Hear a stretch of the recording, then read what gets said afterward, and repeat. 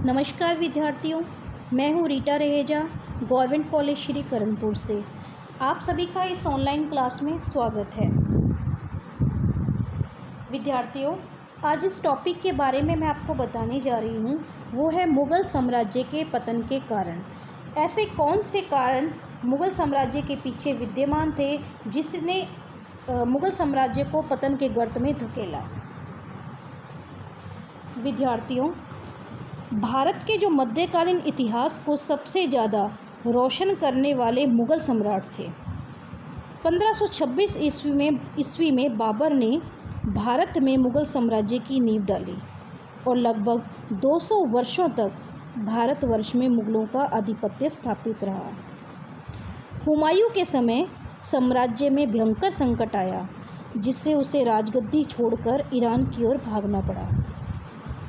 शासन पर शेरशाह सूरी का अधिकार हो गया, लेकिन शेरशाह सूरी की मृत्यु के तुरंत बाद हुमायूं ने शासन पर दोबारा अधिकार स्थापित कर लिया। बाबर का जो पौत्र अकबर था, उसने मुग़ल वंश की नींव को भारत में सुदृढ़ बनाया और साथ में ही उसने मुग़ल साम्राज्य का विस्तार कर उसे ऊंचाई की शिखर पर पहुंचाया। अकबर का पौत्र शाहजहां ने मुग़ल साम्राज्य का सर्वांगीण विकास करके उसे स्वर्ण युग में परिणत कर दिया। और जो शाहजहां का पुत्र औरंगजेब था, उसने अपने पिता से प्राप्त साम्राज्य को केवल सुरक्षित ही नहीं रखा, वरन उसे समस्त भारत में फैला दिया। जहांगीर और शाहजहां के काल में धार्मिक तथा राजपूत नीति में परिवर्तन हुआ, जिसके कारण राजपूत और सिख जो है वो उनसे नाराज़ हो गए। औरंगजेब की नीति ने मुग़ल साम्राज्य को पतन के कगार पर ला खड़ा कर दिया। उसने मुग़ल साम्राज्य को विस्तृत करने के साथ ही उसके विनाश के बीज बो दिए थे। 3 मार्च 1707 को जब औरंगजेब की मृत्यु हो गई, तो उसके साथ ही उसका ये विशाल मुग़ल साम्राज्य छिन्न भिन्न होने लगा। इस विशाल साम्राज्य ने जो अपने समय में जो धूमधाम, शान शौकत, वैभव और संस्कृति से प्रसिद्धि प्राप्त की थी, वह 8वीं शताब्दी में लगभग समाप्त हो गई। अब हम ये जानेंगे जो मुग़ल साम्राज्य के पतन के पीछे मुख्य कारण कौन कौन से विद्यमान थे। इसमें सबसे पहला जो कारण आता है, वो है उत्तराधिकार संबंधी सुनिश्चित नियमों का अभाव। अब औरंगज़ेब की जब मृत्यु हो गई, तो उसके पश्चात उसके साम्राज्य पर अधिकार करने के लिए उसके पुत्रों में उत्तराधिकार का संघर्ष छिड़ गया।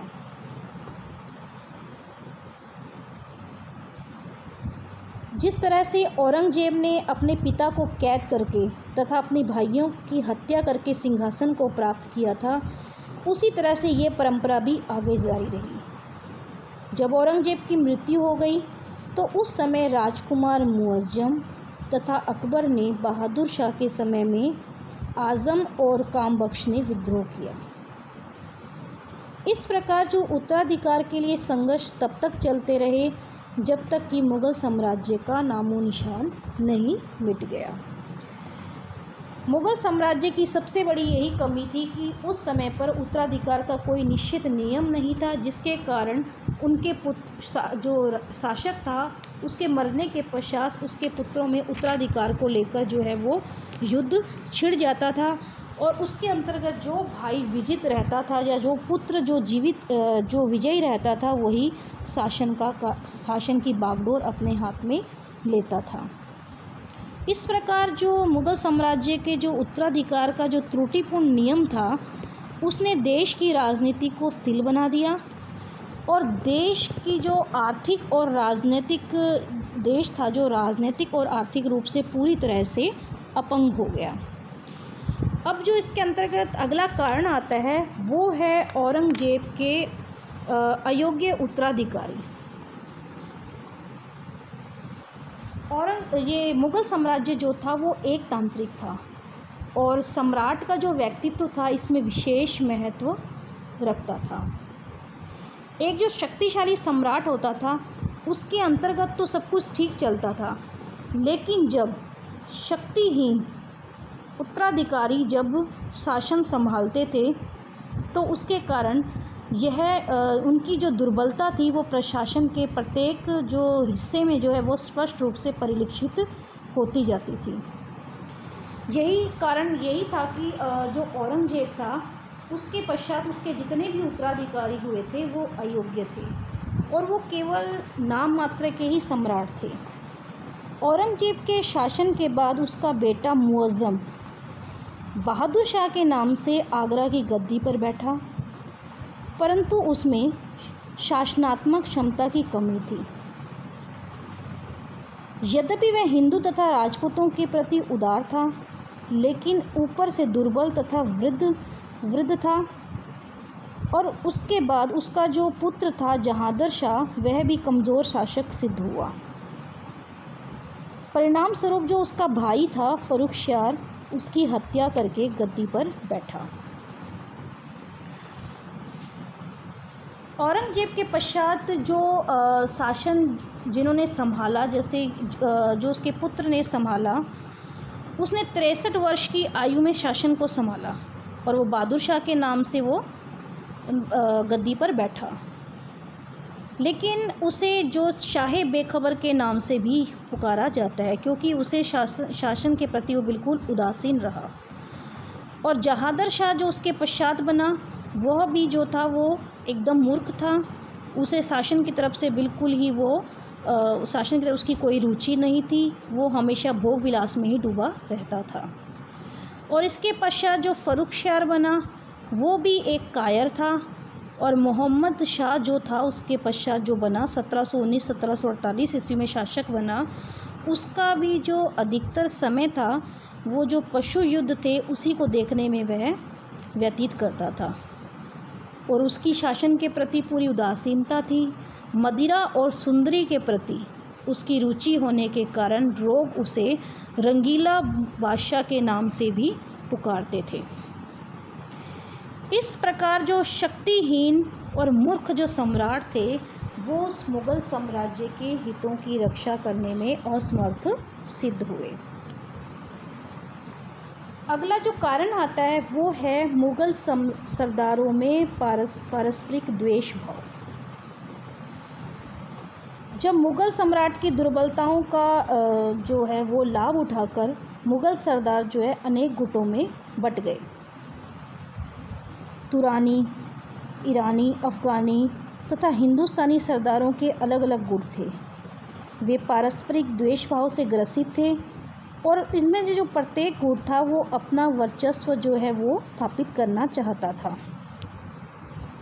उनकी इस ग्रहबंदी और खींचातानी से मुग़ल साम्राज्य दिन प्रतिदिन कमज़ोर होता चला गया। अगला जो कारण आता है वो है मनसबदारी प्रथा में बार बार परिवर्तन। मुग़ल साम्राज्य के अंतर्गत जो मनसबदारी प्रथा थी उसको अकबर ने लागू किया और औरंगजेब ने जो है मनसबदारों की संख्या में दुगनी जो संख्या थी वो दुगनी कर दी। लेकिन उसकी तुलना में जो आय है उसमें किसी प्रकार की बढ़ोतरी नहीं हुई। इसके अलावा मनसबदारों के जो ऊपर अनेक पाबंदियां थी वो भी समाप्त कर दी। उनका जो समय समय पर निरीक्षण होता था वो भी बंद कर दिया गया। औरंगजेब के मरते ही ये मनसबदार जागीरों की मांग करने लग गए जिससे कि उनकी आय बढ़ सके और मनसबदारों की ताकत जो है वो दिन प्रतिदिन बढ़ती चली गई और वो सम्राट पर अपने रिश्तेदारों को वज़ीर बनाने हेतु दबाव डालने लगे और उन्हें जो है वो शासन में महत्वपूर्ण जो पद है उसे देने के लिए भी दबाव डालने लगे, क्योंकि जो वज़ीर था वो ही जागीरें बांटा करता था। मनसबदारी प्रथा में जो है वो भ्रष्टाचार बहुत ज़्यादा पनपता जा रहा था, जिसके कारण जो है मुग़ल सेना पर इसका प्रभाव पड़ा और मुग़ल सेना जो थी वो दिन प्रतिदिन दुर्बल होती चली गई। सेना की शक्ति जो है वो मुग़ल साम्राज्य की मेन जो थी धुरी थी, आधार थी। सेना के बल पे ही मुग़ल शासकों ने जो है वो अपने शासन को बढ़ाया था। और इसी सेना में जब सेना की कमज़ोरी से जो पूरा मुग़ल साम्राज्य था वो अस्त व्यस्त हो गया, साम्राज्य चरमराने लगा और जो अयोग्य जो सम्राट थे वो अपने साम्राज्य की रक्षा करने में असमर्थ सिद्ध हुए। इस तरह से जो मनसबदारी प्रथा थी उसके कारण भी उसका जो वो भी मुग़ल साम्राज्य के पतन में उसने भी एक महत्वपूर्ण भूमिका निभाई। अगला जो कारण आता है वो है निरंकुश शक्ति पर आधारित साम्राज्य। जो मुग़ल साम्राज्य के जो शासक थे वो निरंकुश थे। उन्होंने न तो कभी मंत्रिमंडल के परामर्श से काम लिया और न ही जनता की इच्छा को पूरा किया। वह एकमात्र सैनिक शक्ति पर आधारित थी, यानी कि जो मुग़ल साम्राज्य था वो पूर्ण रूपेण जो था वो सैनिक शक्ति पर ही निर्भर था। सम्राट जो था साम्राज्य की आय का एक बहुत बड़ा भाग सेना में ही खर्च कर देते थे। इससे जन कल्याणकारी कार्यों की उपेक्षा हुई। जो मुग़ल शासक थे उन्होंने जनता की तरफ जो कल्याणकारी कार्य थे उनकी उपेक्षा कर उन्होंने अपनी सेना को ही सबसे ज़्यादा शक्तिशाली बनाने की कोशिश की, जिस कारण सेना पर बहुत अधिक व्यय होने लगा और जो कल्याणकारी कार्यों की तरफ जो है बिल्कुल भी व्यय नहीं किया गया। इस कारण जो सत्ता और शक्ति पर जो आधारित जो राज्य था वो कब तक चलता, जिसके कारण सैनिक शक्ति जो है कमज़ोर पड़ते ही मुग़ल साम्राज्य का भी पतन आरंभ हो गया। अगला जो कारण आता है वो है मुग़ल सेना का अध्यपतन। मुग़ल सेना जो थी वो दिन प्रतिदिन अनुशासन होती गई। उसके अंतर्गत जो बड़े बड़े सरदार थे वो भी भ्रष्टाचार के शिकार होते जा रहे थे और जिसके कारण जो उनमें जो लड़ने का जो उत्साह था वो ख़त्म हो गया। सेना के प्रशिक्षण के लिए यानी कि सेना को शिक्षा देने के लिए, उसमें और सुधार करने के लिए कोई भी वैज्ञानिक व्यवस्था नहीं की गई। नौसेना के विस्तार की भी उपेक्षा की गई और जो सैनिकों के जो साज सामान था उस पर भी कोई ध्यान नहीं दिया गया। यूरोपीय देशों में जहाज़ बन गए थे लेकिन भारत में उनकी नकल भी नहीं की जा सकी, अर्थात भारत में उनकी तरफ कोई भी ध्यान नहीं दिया गया। सीमा सुरक्षा पर भी कोई विशेष ध्यान नहीं दिया गया, जिस कारण से जो है मुग़ल साम्राज्य का पतन अवश्य संभावी हो गया।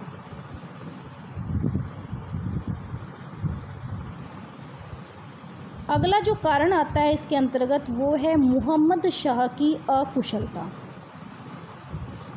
मोहम्मद शाह ने लगभग 30 वर्षों तक मुग़ल साम्राज्य का शासन संभाला, लेकिन राजकीय अकुशलता के कारण वह साम्राज्य में नवीन प्राण नहीं फूंक सका।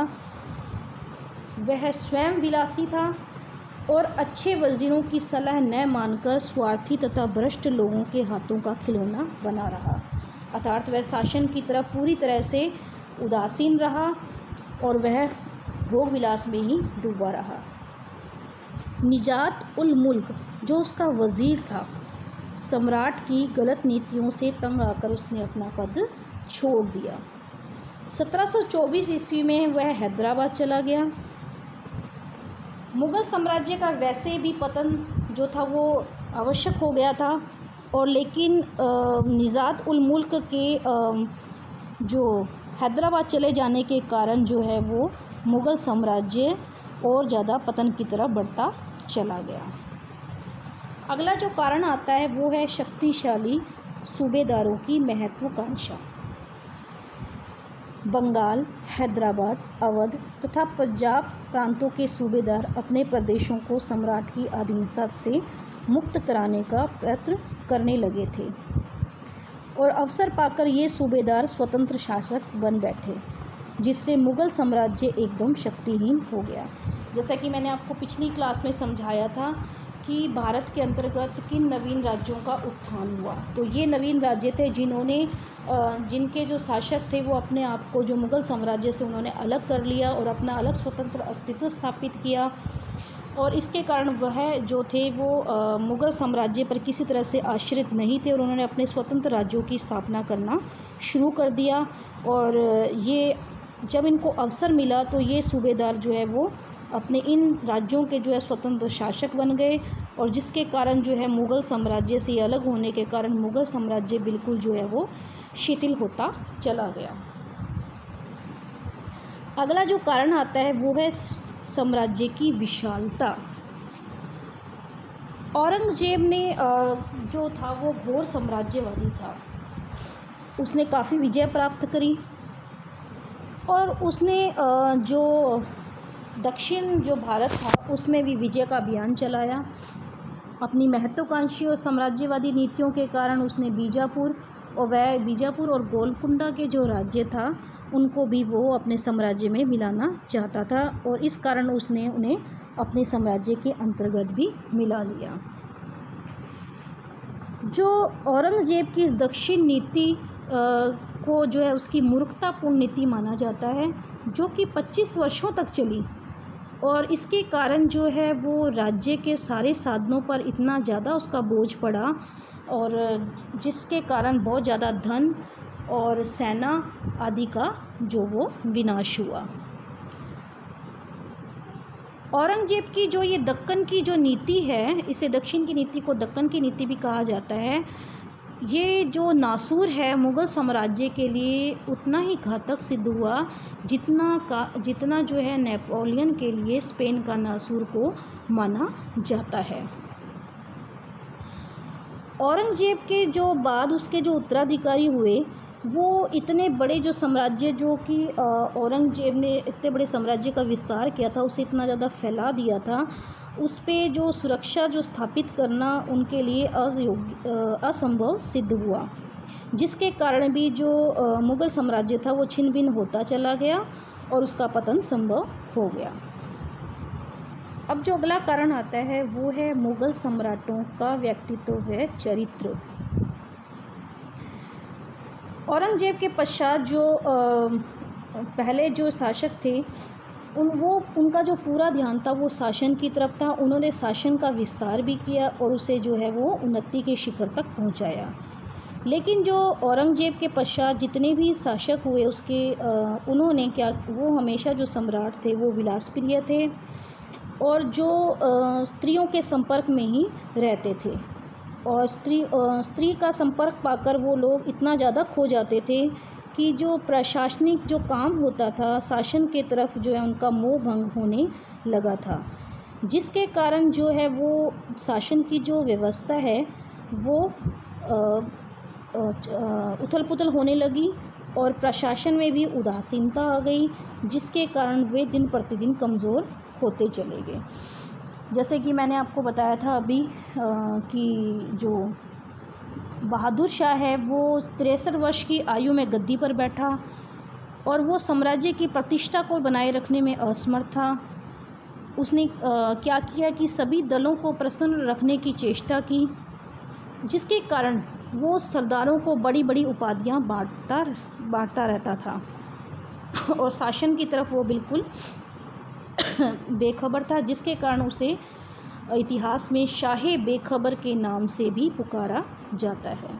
और जहादर शाह भी जो था उसके पश्चात जो शासक बना वो भी भोग विलासिता में डूबा रहता था, और जुल्फ़िकार जो नामक शासक था जो उसका जो अधिकारी था जिसकी सहायता से वो शासन पर बैठा, उसके हाथों की कठपुतली बनकर रह गया, जिसके कारण उसे मूर्ख की संज्ञा दी गई। और जो फ़र्रुख शियार था वो एक कायर शासक था, और उसके पश्चात जो मोहम्मद शाह शासक बना वो भी हमेशा विलासिता में पशुयुद्ध देखने में ही अपना समय व्यतीत करता रहता था, जिस कारण इतिहास में उसे रंगीला बादशाह के नाम से भी पुकारा गया। तो इस कारण जो मुग़ल सम्राटों का जो उनकी जो चारित्रिक दुर्बलताओं के कारण मुग़ल सम्राटों ने शासन की तरफ ध्यान दिया। उनकी चारित्रिक दुर्बलताओं के कारण मुग़ल साम्राज्य पतन की ओर बढ़ता चला गया। अगला जो इसके अंतर्गत कारण आता है वो है लोकहित का अभाव। जो निरंकुश अनियंत्रित राजतंत्र के दोष मुगल साम्राज्य में आ गए थे। मुगल शासकों ने प्रजा के बौद्धिक, भौतिक, नैतिक, सांस्कृतिक प्रगति के लिए कोई कार्य नहीं किया। प्रशासन जो था वो भ्रष्ट, चापलूस और बेईमान लोगों के हाथों में चला गया, जिससे कि व्यापार, व्यवसाय, कला, संगीत, स्थापत्य को सहारा मिलना बंद हो गया।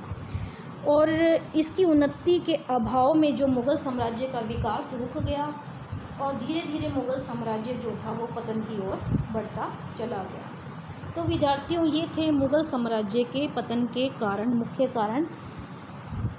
तो मुग़ल साम्राज्य के पतन के लिए हम किसी एक कारण को जिम्मेदार नहीं मान सकते।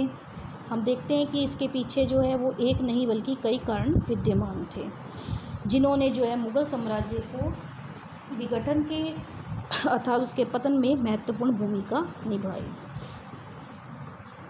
अगली क्लास में मैं आप लोगों को सैयद बंधुओं के बारे में बताऊंगी। अगर आपको ये वीडियो पसंद आया तो इसे लाइक कीजिए, शेयर कीजिए और सब्सक्राइब कीजिए। धन्यवाद।